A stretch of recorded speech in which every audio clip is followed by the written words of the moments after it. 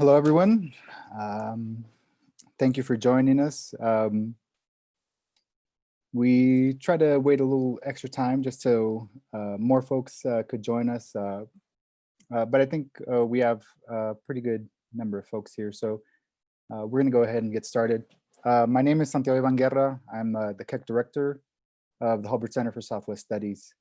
And before we get started with today's programming, I want to have a moment for our land acknowledgement. Because we're doing this as a virtual event, I think it's important for us to remember and realize that many of us are in places in different locations where Indigenous people have inhabited and have lived and thrived for centuries, millennia. And so before I acknowledge the people who have lived and thrived in Colorado Springs and our surrounding areas where the Hulbert Center and Colorado College are located, I want to ask all of you to take the time to recognize the Indigenous people on whose lands you might be presently located. And also just to make a quick statement to say that, as many institutions adopt land acknowledgement statements, that they can become, routinized and don't have the actual moment of respect and honoring that they should necessarily deserve. And so with that, I'd like to say, as we have begun Native American Heritage Month here in the US, and particularly as yesterday here on the campus of Colorado College, the Native American Student Union initiated the efforts to honor Indigenous people here on campus. I'd like to say that here at Colorado College, we acknowledge and honor the Indigenous people and ancestors who have lived and survived on the lands where Colorado College and the Hulbert Center is located, particularly the Apache, Arapaho, Comanche, Cheyenne, and the Ute. And in particular, because today's speaker is in our neighboring New Mexico, that I'd also like to take a moment to acknowledge the Pueblo people, Hopi people, and the Diné Navajo people, and all of our relatives throughout Indian country. And in addition, also like to take a moment to really honor and recognize the many missing and murdered Indigenous women who have not gotten nearly enough attention and enough work being done from the larger public for the very devastating cases of violence that they've had to experience. And with that, I'd also like to take a moment to say that we're working today in co-sponsorship with two very important entities on campus, Race, Ethnicity, and Migration Studies, and our Indigenous Studies program here at Colorado College. And in particular with our faculty in those departments, Christina Leza, Natanya Pulley, Joanna McKay, and all of the affiliated staff. Additionally, I'd like to recognize the staff that helped make this virtual program possible, and that is Erica Hardcastle and Nicole Sandoval with our tech programming, and also our in-house Hulbert Center staff, Sarah Kotzeff, our paraprofessional, and Carol Hernandez, our administrative assistant. Usually at the Hulbert Center, we try to do a lot of programming focused around Indigenous and Latinx issues in the Southwest, issues around environment. And because of the pandemic, we've had to try to figure out how to do this anew. And thankfully today, we're able to really bring together the fact that we're celebrating Native American Heritage Month with concerns about Indigenous communities in the Southwest. And so with that, I'd just like to say we're hoping to be able to continue to offer programming like this the rest of this year, and we have made efforts to start a Hulbert Center podcast that will include interviews with some of the speakers that you've seen in the past here at Colorado College, and in particular with today's speaker, having a little more sort of engagement and questions and answers. And so look forward to some more from us. Hopefully we'll be able to, fulfill everyone's, interest and desire to know more about our home here in the Southwest. I'd like to remind everyone that after today's speaker, we'll have the opportunity to field some questions. So if you are so inclined, please feel free to select the question and answer section here in Zoom and forward any questions you might have. And we'll be moderating the Q&A at the end of today's speaker's talk. With that, I'd like to introduce my colleague, Karen Roybal, a assistant professor of Southwest Studies here at the Hulbert Center at Colorado College, who will be introducing today's speaker.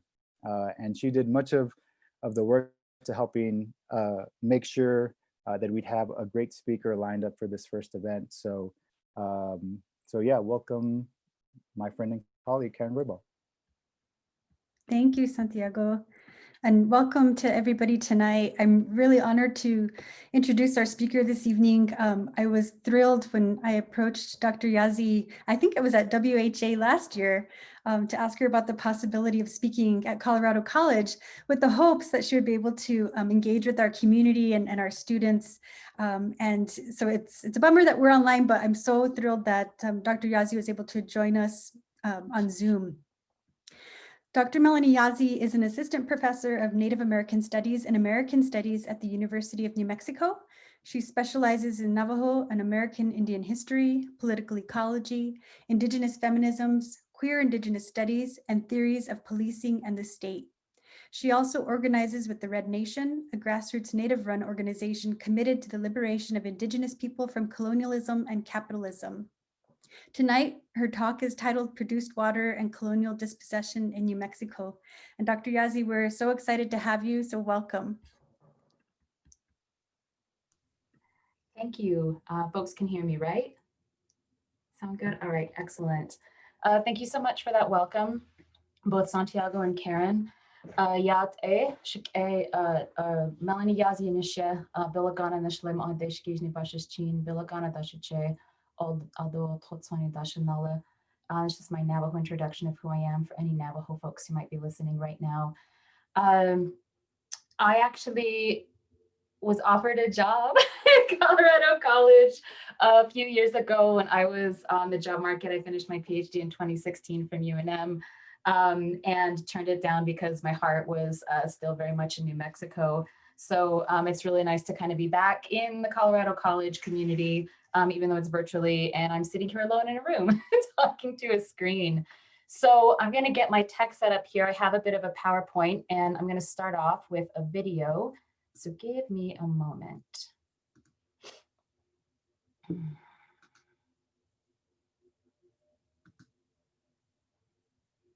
right. Actually, let's do this instead. Okay. Please let me know in the chat to the other co-panelists if you cannot hear this video as I'm starting to play it. Melanie, it's our ancestral energy that we carry with. Oh, sorry? It's not sharing your entire screen. Might want to stop share and try that again. Okay. Give me a sec. Okay, so I have my sound options on. Can you see the video now? No, we can't. It's only showing the menu at the top. The menu for Zoom? No, you've got Facebook open and your fracking PowerPoint open, but no picture. I just see the top. So is there something in front of your screen? I think something's blocking it. Something's blocking it? Yeah, if you've only got one screen on, try sharing the specific Facebook page and not. Okay. There it is. There it is. Okay. Okay. All right. Sorry about that, everyone. Good old Zoom. All right. So in this talk, I examine recent efforts in New Mexico to legalize produced water, which is industry speak for water that has been used for hydraulic fracturing, or as it is more commonly known, fracking. Through financialization, fracking and its subsidiary product, produced water, merge capital with land and water. The result of this merging is the commodification of life and abstraction of the colonial relations of dispossession that make this industry possible on Indigenous land. I draw from industry discourse and direct participation in Indigenous resistance to fracking in New Mexico to ground my argument here. So I want to begin by playing a video that features Cheyenne Antonio, who's a young Dene woman who actually just yesterday very narrowly lost an election where she was running for president for her chapter house, which is part of, her chapter is in the eastern side of the Navajo Nation, which is a region I'll be talking about tonight. So I'm going to play about a 5-minute segment and then I'm going to go on with my talk. And again, please just stop it if you can't hear it, and then we'll figure out the best way to make sure folks can. Goodness. So right now I'm actually going to call my sister from the chapter house area, Cheyenne Antonio.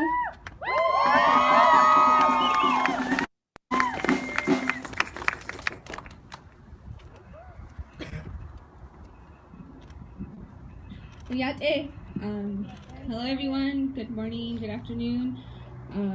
Thank you for all being here today. It's a very emotional time.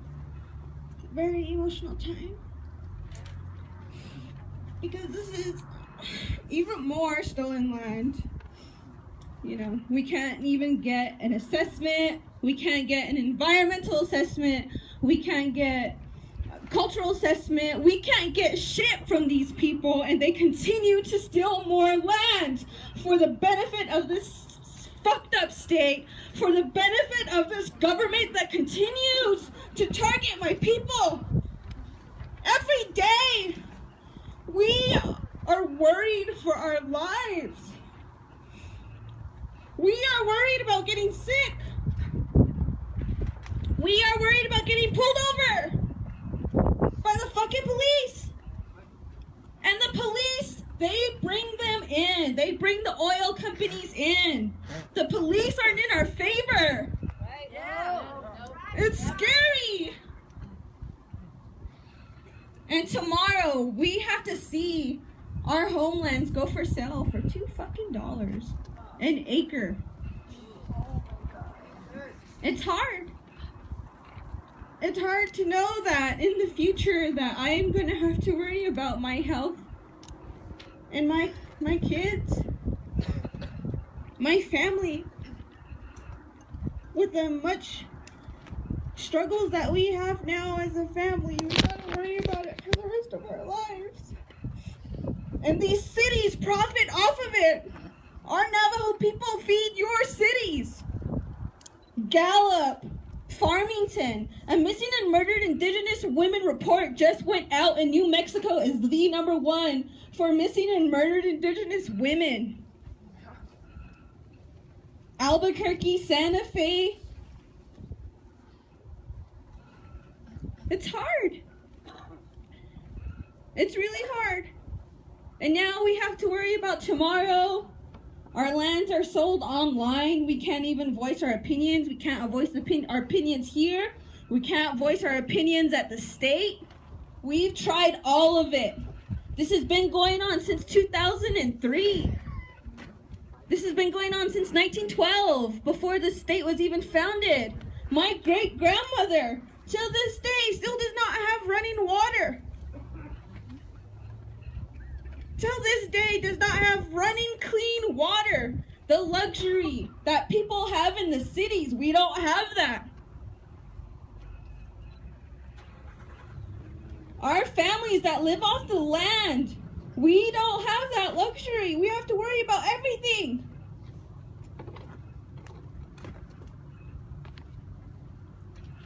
This is a very emotional time. Because now I have to worry about my sisters even more. I have to worry about my brothers.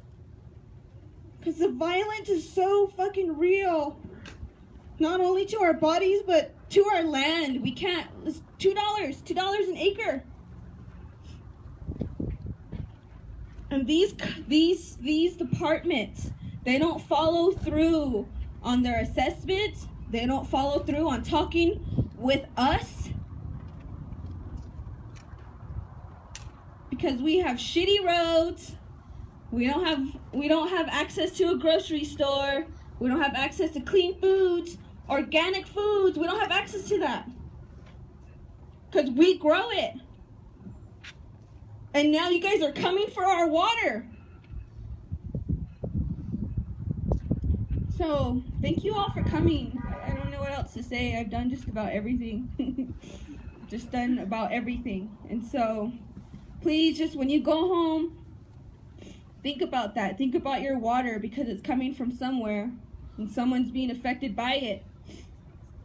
It's being stolen. That's right. That water is being stolen. It's being stolen. And so I think I would like to end with a chant. I'll probably talk more later, but follow the Red Nation.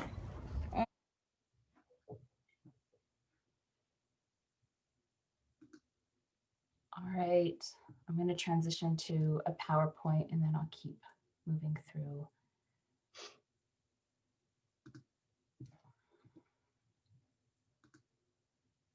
All right, give me a moment. Okay.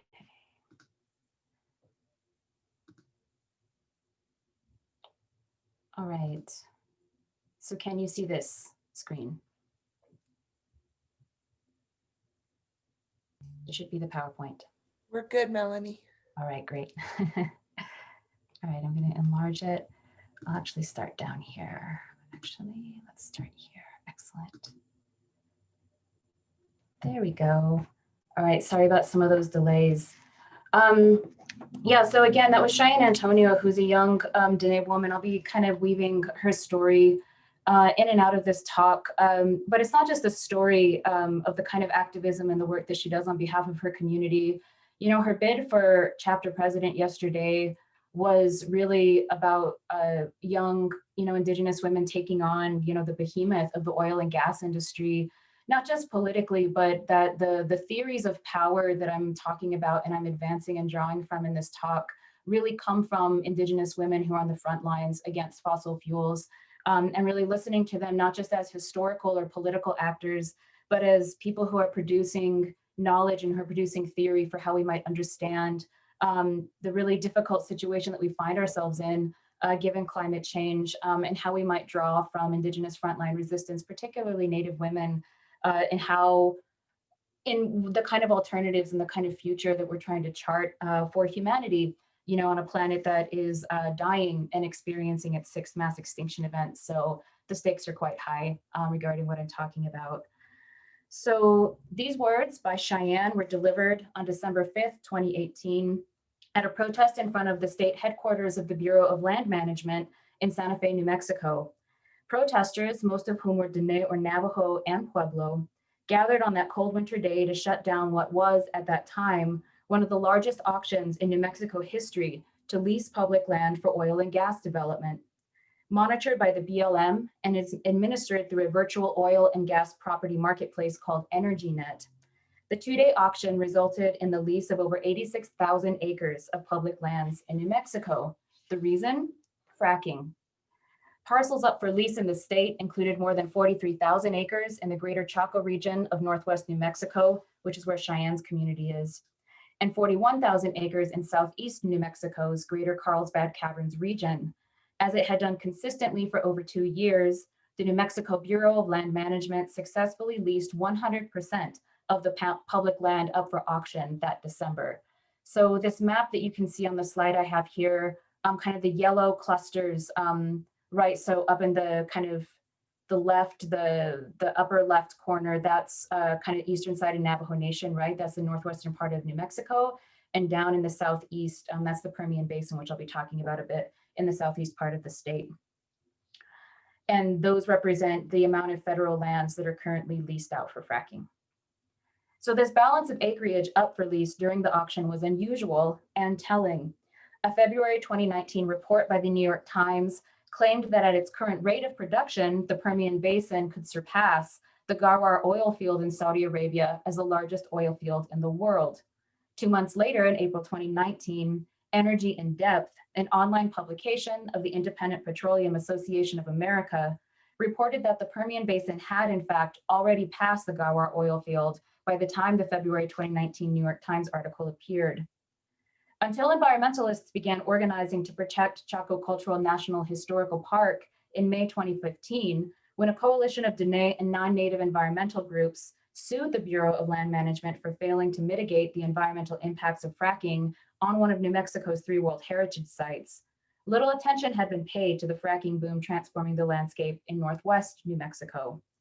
Meanwhile, Congress was negotiating House Resolution 2029, a sweeping appropriations bill that was getting national attention for its proposed changes to taxation law.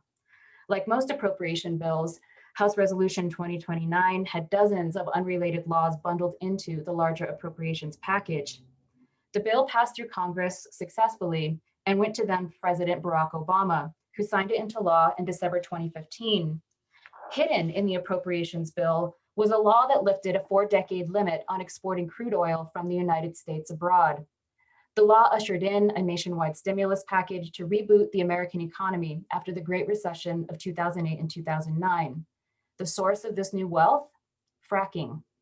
Bankers and oil and gas magnates were ready to take advantage of this new opportunity provided by the US government. And by early 2016, energy tycoons from mega companies like ExxonMobil, Chevron, and Occidental Petroleum had set their sights on the Permian Basin, paying upwards of $49,000 per acre to set up fracking operations on some of the most productive oil shale reserves in the world. By late 2018 and early 2019, stories and podcasts about the famed Permian Basin began to flood my newsfeed on social media. It appeared that the American media had finally caught on to what corporations and the federal government had known since 2015. Land rush, US oil drillers pack into the Permian Basin, but only the strong will survive. This was the title of a December 2016 CNBC story about the fracking boom in the Permian Basin. What these stories and this history demonstrates is that what the Oklahoma land rush was to the 19th century, the Permian Basin land rush has been to the 21st. A land speculation venture rife with Wild West metaphors and the promise of new frontiers of wealth accumulation and new oil and gas dynasties. This was the culture of fracking when we held the protests at the New Mexico Bureau of Land Management headquarters in December 2018. The Permian Basin captivated national attention with all of the glory of a good old Texas tale about oilmen duking it out to stake their claim and fortune on the new frontier. With the spotlight on Texas, there was little coverage about the land rush in the New Mexico portion of the Permian Basin. And as I noted earlier, even less about what was happening in northwestern New Mexico.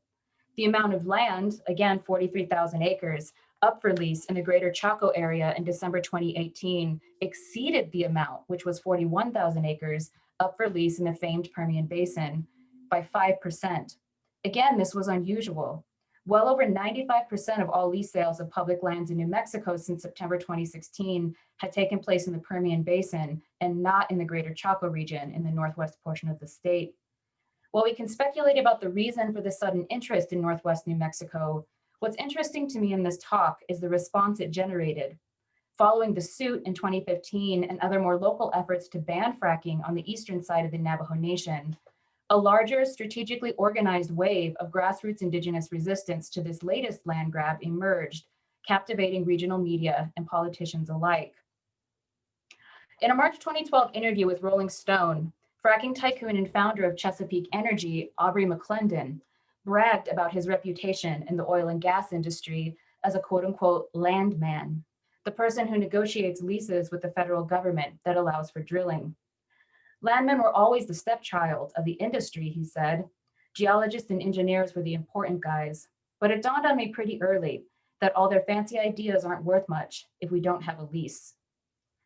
In her book, Saudi America, journalist Bethany McLean details McClendon's rise to the top of the Forbes 500 list by creating what many have called the fracking revolution of the 2000s. According to McClendon was, quote, the perfect person for the new world of fracking, because it is not so much about finding the single gusher as it is about assembling the rights to drill multiple wells. This is why, in these maps, fracking wells cover the land in a way that mimics stippling. So you can see here with the yellow, it kind of looks like stippling. And so here's another map that shows you kind of the heavy concentration of wells. Or individual dots in such close proximity that when you zoom out to survey the larger landscape of wells, they form what looks like one large mass.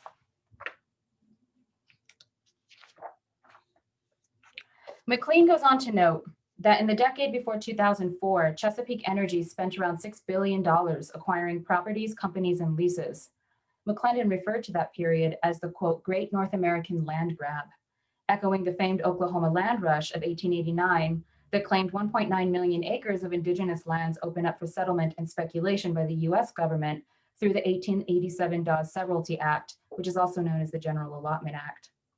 That McClendon was able to predict and create the conditions for the fracking revolution through assembling leases and properties is of central importance to my argument here about water. The common denominator to both the Bureau of Land Management's and McClendon's desires to get into the business of fracking is land. Land, and lots of it, is needed to build $1 billion fracking empire. In a January 2018 piece that appeared in Bloomberg Opinion titled, Land is Underrated as a Source of Wealth, finance expert Noah Smith argued, when most people think of wealth in the modern economy, they tend to think of stocks and bonds. The word capital is often synonymous with corporate ownership. Land wealth, meanwhile, is often relegated to a footnote. Yes, people own houses, but vast fortunes are made in the stock market. But ignoring land is a mistake. Despite the explosive growth of corporations since the Industrial Revolution, land still represents a huge percentage of all of the wealth in the economy. In other words, land is wealth. And in America, if you can combine capital, in this case finance, stocks and bonds, things like that with land, you've hit the proverbial jackpot. Not by coincidence, Aubrey McClendon's fantastical wealth symbolizes the merging of finance capital with the land in the form of fracking. Andrew Wilmot, a Dallas-based mergers and acquisitions advisor to the oil and gas industry, told McLean that, as oxygen is to life, capital is to the oil and gas business. This industry needs capital to fire on all cylinders, and the founder and father of raising capital for shale in the US is Aubrey McClendon. As these industry insiders point out, the land is in fact merged with capital. Networks of pipes transport water, chemicals, oil, and liquid gas to and from millions of wells, which when viewed from above appear as a constellation of alien crop circles intricately connected through vast networks of roads. So here's another, you can see the concentration of wells. This is in the Chaco Canyon region on the eastern side of the Navajo Nation. And so here's kind of alien crop circle looking things. And then this is Cheyenne right here, standing next to a rig, a fracking rig in her community that literally is drilling into the earth, but also towers above the earth, sort of merging itself with the land itself. So fracking rigs rise from the earth like spires ablaze as new wells are being constructed and drilled 24 hours a day, 7 days a week.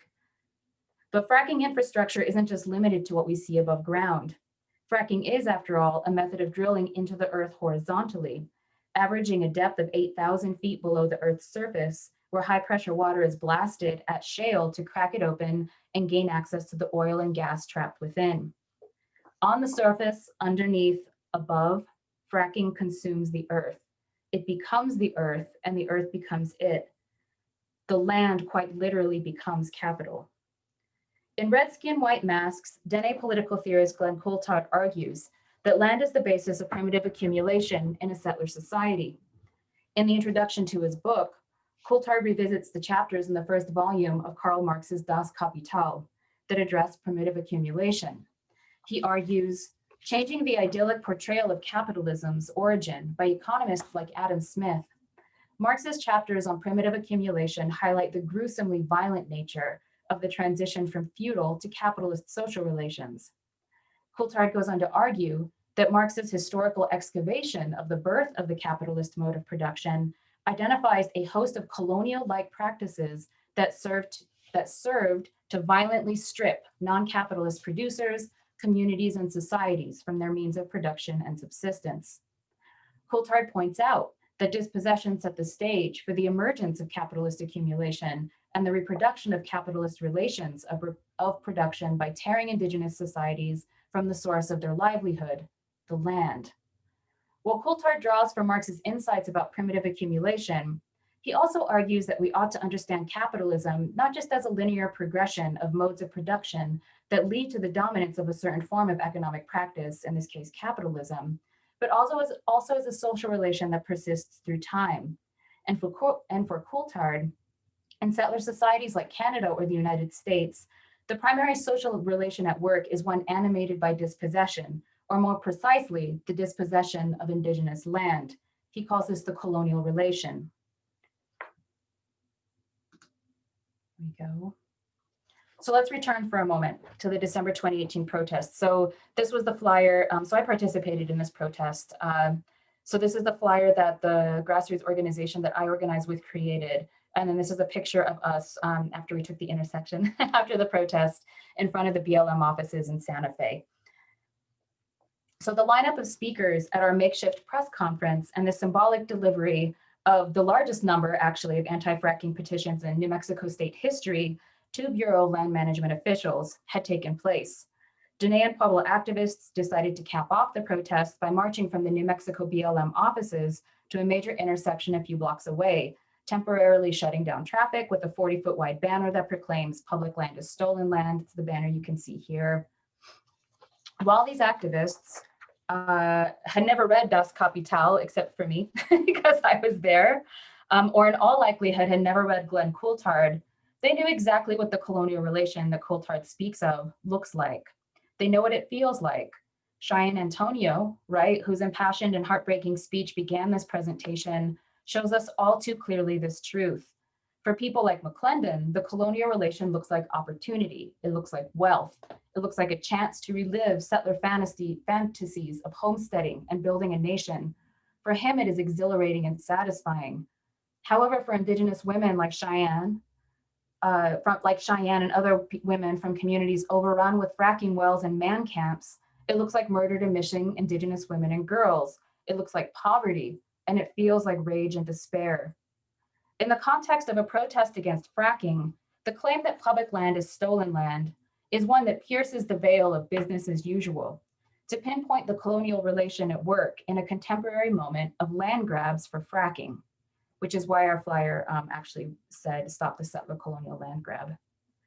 It pinpoints that so-called public lands are in fact born of Indigenous dispossession. The truth is made stark by the geopolitics of Northwest New Mexico, where thousands of Diné and Inde, also known as Apache people, live, and large Indigenous nations like the Navajo Nation lay ancestral and customary claim to large swaths of land that are now claimed by state, federal, and private owners, and overrun by fracking.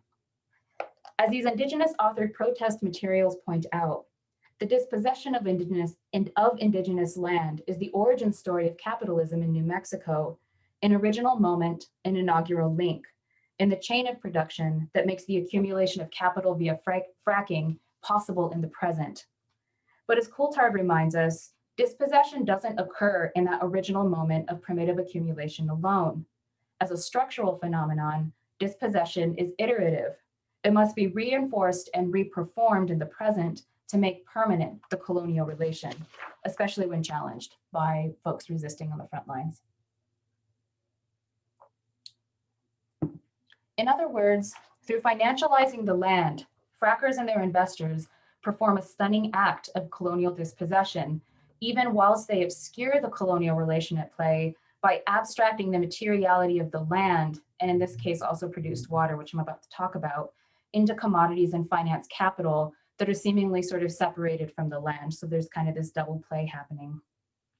So this dual character of the colonial relation, on one hand, the original moment of dispossession, and then on the other, the reiteration of dispossession in the present, serves as a jumping off point for understanding the politics of produced water. In media releases issued by the state of New Mexico when the state legislature passed the Produced Water Act in early 2019, Recycled produced water was heralded as a solution to the perennial problem of water scarcity, as well as climate change in the region. This future-oriented temporality assigned to produced water is telling. In its creation as a secondary commodity of fracking deemed innovative and forward-thinking, recycled produced water moves one step further away temporally from its material origins in Indigenous dispossession. This temporal abstraction serves to sever produced water from its own materiality as well as its material connection to the land, even whilst the actual basis of the commodity, water, is profoundly and undeniably embedded in the land. But because produced water comes into existence as a commodity and nothing else, it experiences this double abstraction. Again, first through its use for fracking, and second, for its reuse once recycled. In this double transition into commodity that further interweaves land, water, and capital, water itself ceases to exist, and along with it, seemingly, the colonial relation, again, that original dispossession that makes it possible in the first place.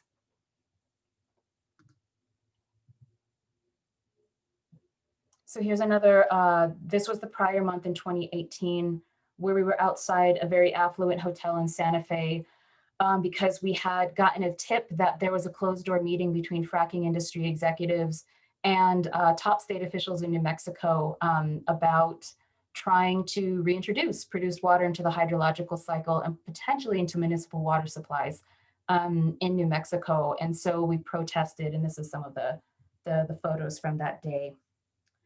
So capital investment in fracking was already well into decline in late 2018 when we flooded the intersection of Dinosaur Trail and Highway 14 in Santa Fe, proclaiming that public land is stolen land with our big 40-foot banner. The number of rigs in the Permian Basin had already dropped by 14%, and investors were passing up fracking enterprises for more lucrative opportunities elsewhere. After just a few years of boom time, it seemed the longevity of the fracking revolution was finally in question. Where could a new source of value be found in an industry where the bust nadir of the boom and bust cycle was already on the horizon? The answer? Produced water, the second wave of the fracking revolution, or as Mark Patton, who's a CEO of Hydrozonics, a company that treats produced water for reuse, calls it, the beam of light shining through the black clouds of the oil and gas industry. With this second wave has come another wave of Indigenous response, laying bare the colonial relation being reproduced and once again erased by a new grab, a water grab. And so this was the messaging in this protest we held that you can see visual evidence of here.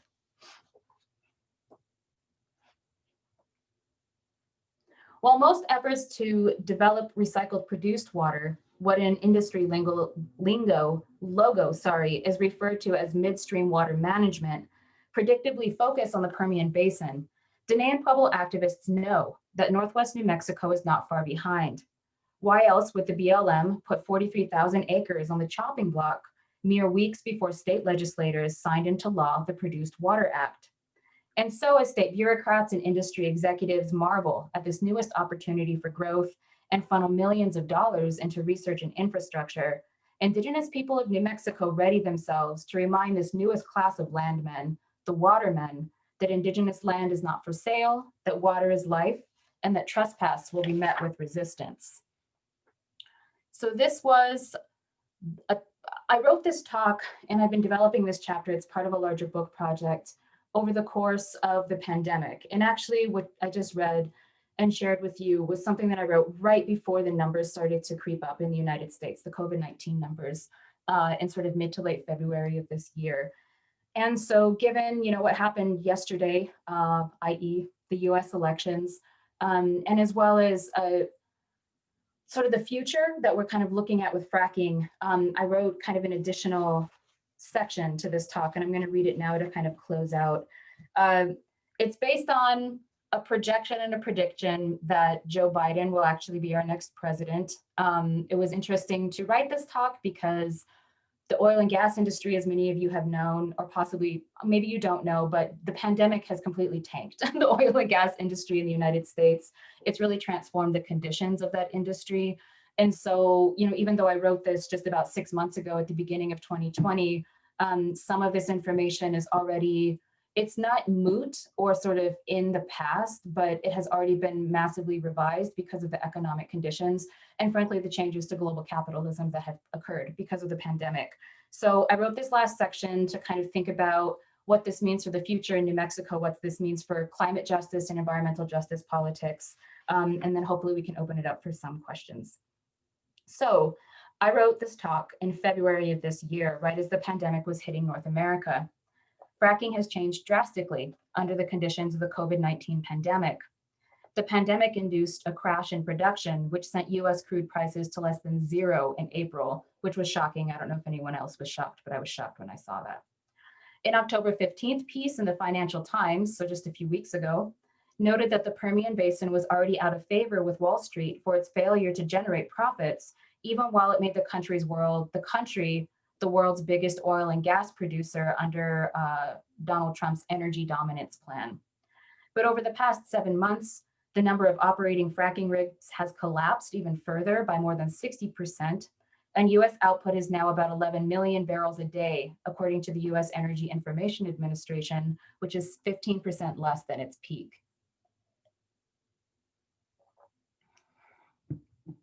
And given that fracking is made possible by finance capitalists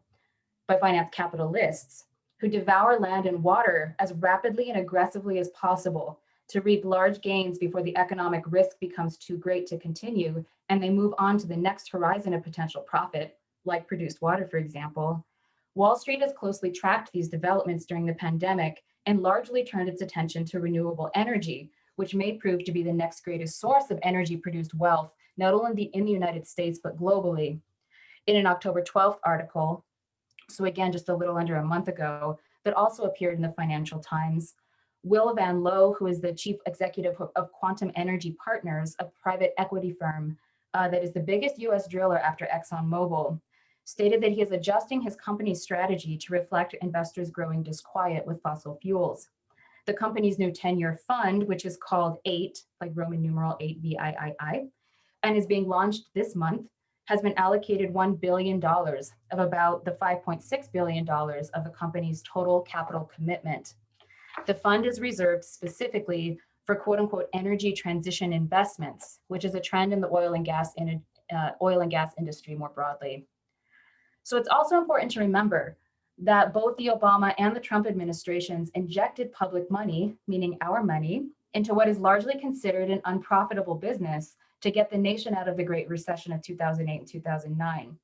It therefore created the illusion of profit and a cheap industry and lined the pockets of landmen like Aubrey McClendon without much consideration for the damage being done to the land and water, or the fact that fracking in a state like New Mexico is one of the most egregious colonial practices in modern history, effectively laying waste to entire Indigenous communities and making tribal governance and even survival an impossibility in virtually every part of the eastern portion of the Navajo Nation, including Cheyenne's community.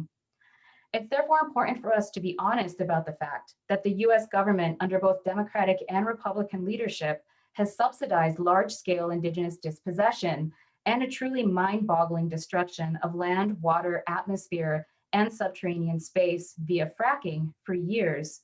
With Obama's Vice President Joe Biden slated to win the 2020 presidential election, what can we reasonably expect to change? So I'm going to end with a few comments about what I'm thinking about in terms of the future of fracking under a Biden administration. First, it's worth noting that Biden is considering one of 3 New Mexico Democrats, Senator Tom Udall, Senator Martin Heinrich, and Representative Deb Haaland, who of course is Indigenous from Laguna Pueblo, to fill the position of Secretary of the Interior in his cabinet, which is the branch of the federal government in charge of public lands, but also as a liaison with tribal nations. In an E&E News article that came out just yesterday, Eric Schlenker-Goodrich from the Western Environmental Law Center stated that New Mexico is very much a crucible for the interwoven climate, environmental justice, and energy issues animating our country's policy discourse as a whole. So another word for crucible is test, which means the politics surrounding fracking and produced water in New Mexico, including Indigenous anti-colonial resistance, are a testing ground for the larger discourse and historical developments surrounding climate change and energy that will likely determine our collective future as a planet. But there's no language in Biden's energy policy energy plan, sorry, that addresses produced water specifically, of which there was already ample supply even before the pandemic caused downturn decreased actual drilling and production. Moreover, some are actually speculating that energy corporations will actually benefit from the Biden administration because Biden's promise to halt future leases on public lands does not place limitations on already existing leases, wells, infrastructure projects, or plans to develop produced water, which again, were well underway before the pandemic hit and are, according to finance experts, still economically viable for investors for about the next 5 years. And none of these politicians, including Deb Haaland, mention Indigenous people beyond the framework of environmental justice, which offers at best reparations for the adverse effects of the oil and gas industry. Land return, one of the fundamental requirements of decolonization that is being popularized by the current land back movement, some pictures here, is not on the agenda in Biden's plan, nor Udall's 30 by 30 plan, which Udall introduced to Congress in February of this year, and which proposes a plan to protect 30% of public lands by 2030. However, the Green New Deal, which Haaland supports, has a clause that includes the passage, honoring all treaties and agreements with Indigenous peoples. I don't know if folks who advocate for the Green New Deal understand the implications of this particular clause in the Green New Deal, but would actually require the enforcement of massive land return to dozens of Indigenous nations in the tens of thousands of acres. So let's also remember, right, that the New Mexico State Legislature already passed the Produced Water Act last year, so in June 2019, and has allocated millions of dollars already to one of its flagship universities, New Mexico State University, to conduct feasibility research on reintroducing produced water into the hydrological cycle in the region. This bill directly contradicts the Energy Transition Act that Democratic Governor Michelle Lujan Grisham signed into law the same year, last year, which commits New Mexico to achieving 100% renewable energy by 2045. Lujan Grisham, Haaland, Udall, and Heinrich have all stated publicly that they support a limit or even a ban on fracking. But again, there is no commentary or position on produced water or acknowledgement that the state is utterly dependent upon revenues from fossil fuel production. For example, according to a New Mexico Oil and Gas Association, New Mexico's oil and gas revenue contribution to the state's general fund in 2016 was roughly $1.6 billion. And last year, following a burst of oil and gas growth on public lands in New Mexico that of course followed those leases I was talking about, that figure rose to $3.1 billion. A third of that funding goes to K-12 schooling in the state, and a significant portion goes to scholarships for New Mexico residents seeking a college degree. So while Biden may be promising to reduce methane emissions and ban new oil and gas leases on public lands, which is a prominent part of his energy plan that Trump also attacked him for during the debates, and that this is something that would absolutely provide relief for Cheyenne Antonio's community, for example, I have several questions, right? Will he stop subsidizing the oil and gas industry to keep corporations afloat? Or will he just shift to subsidizing these exact same companies to develop renewable energy? Will these companies be held accountable for the damage that they have already done? And how will a New Mexico Democrat, once, if this happens, at the head of the Department of the Interior, resolve the contradictions and the conflicts between Indigenous demands for decolonization, land back, climate change, conservation, economic dependency on fossil fuels, and environmental destruction that currently exist in the testing ground of New Mexico? So I wanted to end with this slide about land back. The Red Nation has two podcasts. We have the Red Nation podcast and we have Red Power Hour. I'm the host of Red Power Hour, and a couple of weeks ago, we talked a bit about the elections, kind of from an Indigenous decolonial perspective. And I was thinking a lot about these land back efforts. So this picture here that has spray paint, police is X'd out and land back is spray painted. That image, I don't know if folks know where that image came from, but those were actually SWAT team shields during the Indigenous protest when Trump went to go speak at Mount Rushmore in July. If you remember, they were blockading a highway. And so one of the water protectors and treaty defenders had actually taken one of the police shields and spray painted out police and put land back. And so land back is sort of a mantra, as a hashtag, has become much more popular over the last few months in the United States, but also in Canada. So this other picture you see in the upper right-hand corner is actually at Six Nations in present day Ontario. And what they're using the hashtag land back, it's called 1492 Land Back Lane. If any of you have heard it, that's the Haudenosaunee Confederacy flag, that purple flag you see there. But they are blockading, they're doing a physical blockade against real estate development. So it's not resource extraction, but it's a different type of development. So both of these are, land back is about challenging development. It's about advocating for land return, right? Land back literally means land return. And that the largest struggle for decolonization that Indigenous people are pursuing today is really about land return, and it would require large scale land return as the condition for decolonization and sort of moving forward. And so this land back movement has been happening in parallel with the immense energy that has been put into the elections. And so when we were talking in our podcast a couple of weeks ago, I was really thinking about them as parallel sort of alternatives or trajectories for how we engage in politics, right? How we conceive of what is possible, what are the tools available to us, what are, sort of what are the horizons of change that we want as we move forward and we address the reality of climate change, we address the reality of biodiversity loss, we address, the reality of mass extinction that's happening. And so here we are sort of coming out of this, I think, really difficult election. I'm sure many of you are kind of reeling right now. Some of you are probably even checking, the voting counts in Pennsylvania, even as I'm speaking. But kind of here, what I want to end here with this talk and the lessons that I've learned from frontline resistors like Cheyenne against fracking and produced water here in New Mexico is that, the alternative that I think holds the most promise for actually allowing us to have a future is the Indigenous alternative that is being offered and expressed through the land back movement. And that electoral politics, while an important area of struggle, that we can't let go of or abandon, right, to the right wing or to kind of the larger kind of creep towards fascism in this country, we must hold electoralism accountable to these grassroots struggles that I think are really providing us a much more radical, but also a real kind of a larger vision of change, I think, which is the kind of vision that we need if we're really going to make a change so that we can actually have a future on a planet where climate change is, rapidly killing large numbers of species and life on this planet. So that's just where I would like to end up tonight. I really look forward to hearing your questions. Thank you so much for listening.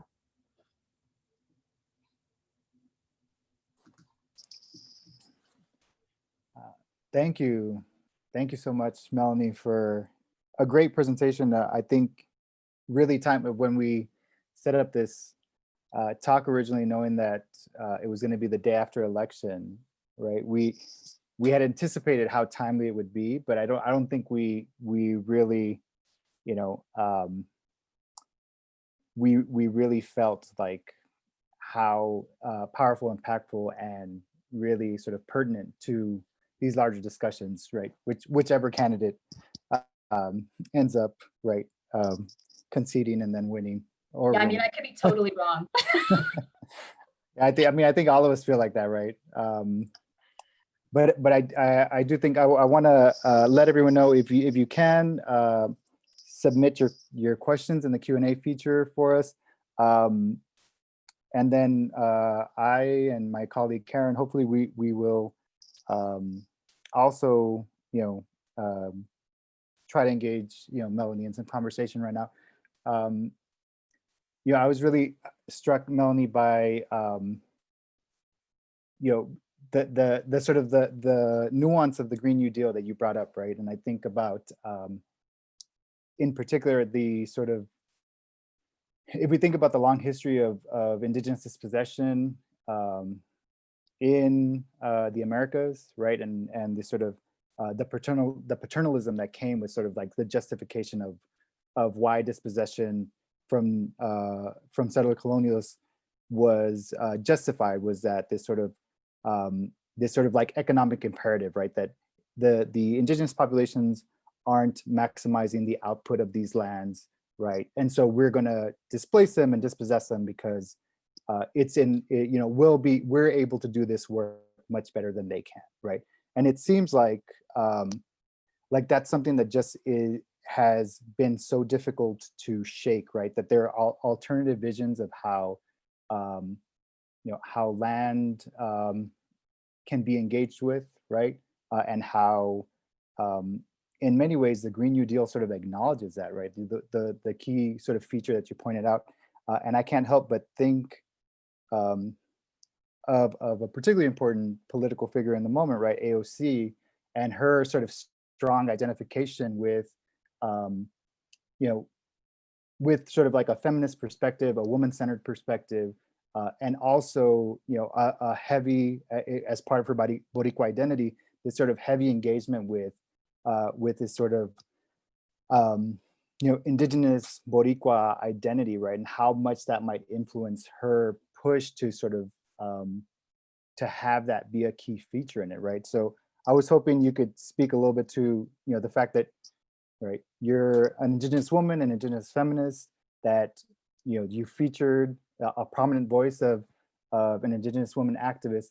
How much of this is really the heavy work that Indigenous women are sort of bringing up, right? Whether we reference your work, the work of the activists you featured, but I'm also even throwing AOC into the picture, right? That this is, right, this is strong feminist, Indigenous-centered work, and how it's trying to undo this sort of paternalism and patriarchy that informs like how, how capital is engaging with land and water, right?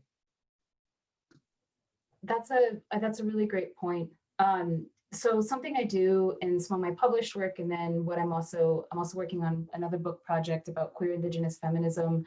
It talks a lot about kind of environmental politics in relationship to kind of historically over the last decade to 15 years. That, I mean, it's like slightly longer, but it's really, I think, reached its crescendo. Let's say in Standing Rock, for example. I mean, AOC was a water protector who kind of started her idea of running for Congress at Standing Rock 4 years ago. And so Standing Rock, I think, is a really it's a good example because I think everyone kind of knows or remembers at least kind of the mantra water is life, or even the idea of a water protector as the type of political actor engaged in a certain kind of caretaking. And that politics of protection, treaty defense or land defense, which has also been used sort of synonymously with land back. For me, and the way that I've been thinking about it really comes from a feminist politics of caretaking. And so, and of course, during the COVID-19 pandemic, we've seen nurses, like highly gendered types of labor, laborers taking up kind of the responsibility of taking care of people where frankly capitalism has failed people in kind of a mass way, in some ways in a global way, and where nation states, sort of liberal nation states, I think have also somewhat failed to take care of people. And so we're seeing sort of this infrastructure of caretaking and these different types of approaches to a politics and a practice of caretaking emerging in this historical moment. And I think potentially coming together in some sort of shift in consciousness, I would say like a political consciousness, and really informing, let's say, Indigenous land-based struggles about caretaking the land, right? So it's not just about caretaking each other as human beings, it's about caretaking the water, it's about caretaking the future, right? It's about caretaking our children. And so you hear a lot of this caretaking type language. And I really attribute that to the rise of Native women's leadership in these movements. We've been pretty marginalized and sort of disenfranchised from other types of leadership, whether it's in our tribal governments and certainly in kind of like more mainstream, larger types of government. And so the women, Indigenous women, have taken up kind of our rightful roles of leadership because we kind of customarily actually hold really prominent roles of leadership in our communities and in our nations in these grassroots spaces. And so Standing Rock, for example, was completely led by Indigenous women, queer, LGBTQ youth, and young Indigenous women, who led that run to Washington, D.C. In the spring of 2016 that sparked off the movement. LaDonna Brable Allard founded Sacred Stone Camp there, that then kind of developed into the larger camps that existed for several months that year. And so you're seeing this kind of upsurge of women's leadership in these types of spaces. And then a very kind of overt kind of feminist, I would say, in queer politics, even though it's not spoken of as such, this is how I read it. And I understand that, this ethics and this politics of caretaking comes out of like a queer feminist space. And so it's informing our larger conceptions of land, about social relations, about kind of possibility, political and social and cultural possibility.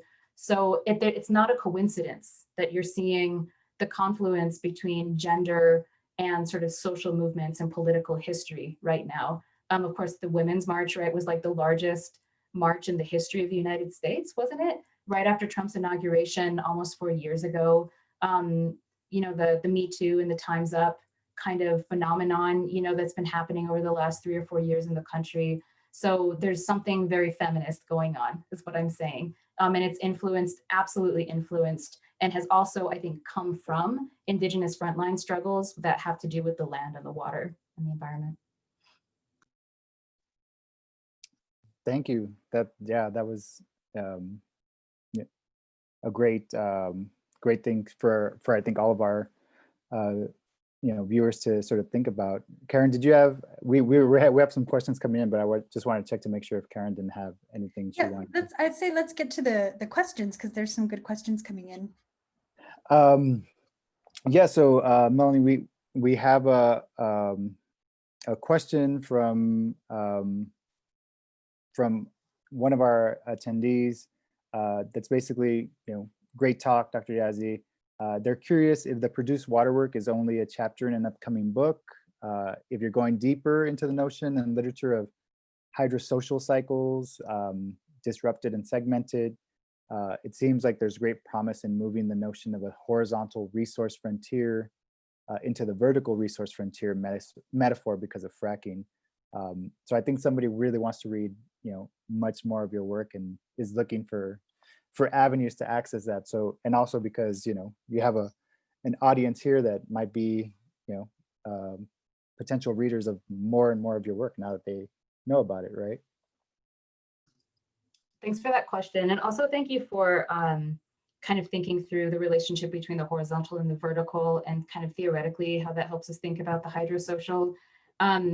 I started doing work on the politics of water 8 years ago when there was a mini uprising, a popular uprising in the Navajo Nation surrounding a water rights settlement over the Navajo Hopi. It was called the Navajo Hopi Little Colorado River Agreement. And it was defeated by the Navajo Nation Council due to large-scale public pressure, myself included. But I wrote this piece at that time trying to take sort of an Indigenous critique of colonialism as the lens through which I was understanding kind of the history of water rights case law in Arizona and New Mexico. And so I have been doing work on water from both sort of a critical legal perspective for a very long time, and sort of like a Native American studies kind of perspective, but kind of going into hydrosocial like theory of water is something that's much newer for me. I participated in a hydro-humanities panel, which is the first version of this paper, was actually for earlier this year, somewhere in Texas, at the University of Northern Texas. And I have not really thought seriously about framing my work in that way. I think I'm still a bit attached to the legal kind of stuff and the Native American sovereignty stuff. So that's what I'm continuing to frame the work, kind of that lens, through that lens. But the way I'm conceiving of this is it's a chapter in a larger book project. I have 2 book projects, and I actually have 3. I'm gonna wait to get done with the first one, which is an Indigenous engagement with the Green New Deal. So that needs to be published in April, that's coming out in April. But the second book is actually a queer Indigenous feminism book. It's a shorter book that's gonna be published with Routledge, that is talking about kind of Indigenous environmental movements and kind of what I was just talking about, the influence of queer and feminist politics. So once I get that done, then I'm going to get to the other book project that this is a chapter. And so that book project is looking more broadly at the history of Navajo resistance, specifically related to resource extraction. And at that time, I think that thinking through the hydro-humanities and the hydrosocial will be really important, because I'm still contending with kind of settler colonialism as a modality of capitalism and vice versa. And just thinking really deeply about that in relationship to histories of Indigenous resistance, you know, and expressions of sovereignty and those types of things. So that was a super long-winded answer, but I'm sort of thinking about this. Thanks for the recommendation. Get back to me in about 2 years. Project. Yeah, I mean, I think, you know, Karen and I have been working on some stuff together, and I think we'd echo your this sort of Indigenous centered approach to highlighting Native American studies approaches, Indigenous studies approaches as like central to, I think as part of like these decolonial projects that you sort of, talk about it as part of land back, but also larger intellectual projects, that having this sort of Indigenous focused Native American studies centered frameworks are really vital. And we do have another question that I'm pretty sure is from a student, because it's sort of framed around Colorado College. Here at CC, we have a great number of students that are familiar with, Black Lives, Bureau of Land Management for outdoor recreation activities. And so what this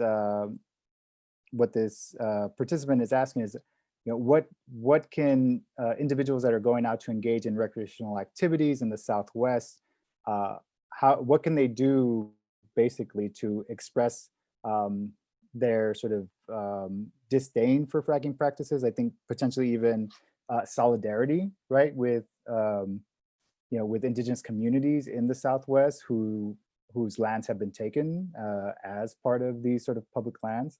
So what sort of changes can be possible for individuals that are, in many ways benefiting from these public lands that were taken, right? What is their role to play in terms of either consciousness raising or solidarity work, right? What could that potentially look like?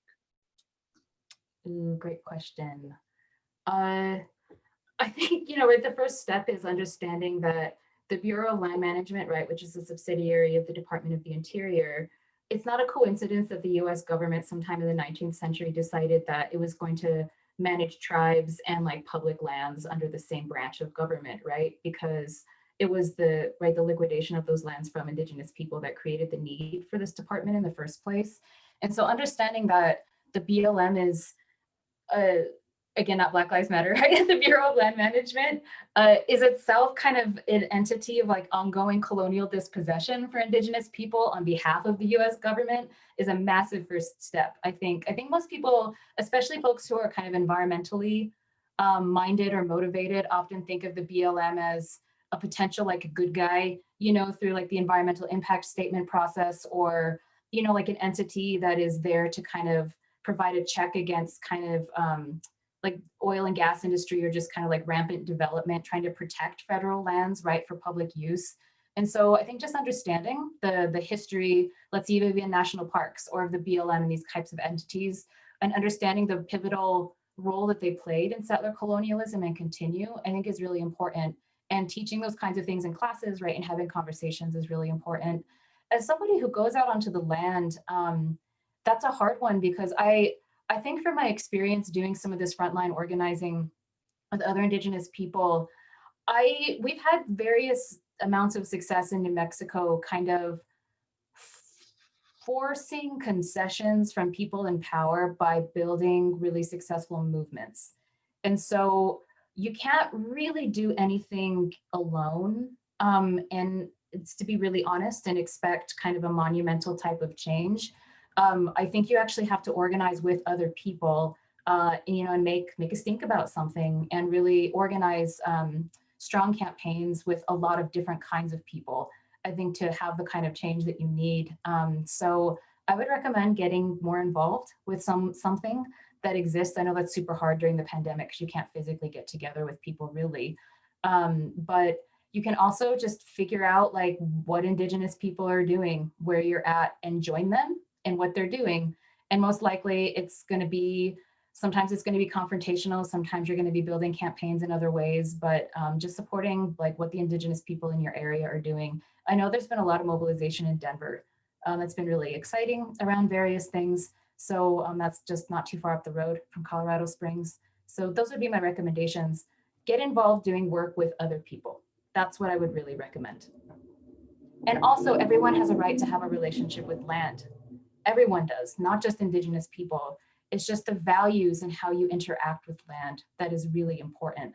And that also needs to be a fundamental shift, right, in how we think of land as a relative, as something that we're a steward of, right, rather than as a resource that can be commodified many times over and completely destroyed before we actually do anything about it.